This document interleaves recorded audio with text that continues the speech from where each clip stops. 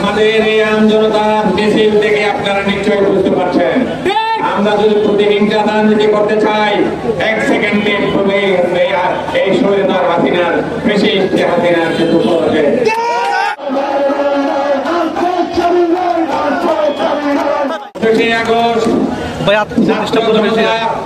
কৃষক শ্রমিক মেহনতি মানুষ এদেশের আম জনতা ঐক্যবদ্ধভাবে যখন আন্দোলন শুরু করে দেয়, হাসিনা তখন দিশেহারা হয়ে যায়। বঙ্গভবন থেকে এই হাসিনা ভারতের সাথে তার কোন রকমের ভারতে পালিয়ে যায়, তার জীবন রক্ষা করে।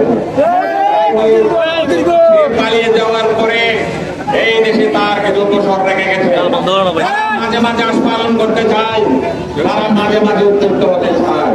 আমি সাবধান করতে চাই, এই আন্দোলন যারা মনে করবেন হাসিনার উত্তরে উদ্বুদ্ধ হয়ে এখানে বিশৃঙ্খলা করবেন, আমাদের এই আমজনতার মিছিল থেকে আপনারা নিশ্চয়ই বুঝতে পারছেন, আমরা যদি প্রতিহিংসা রাজনীতি করতে চাই, এক সেকেন্ডে এই স্বৈরাচার হাসিনার ফ্যাসিস্ট হাসিনার কিন্তু পড়বে।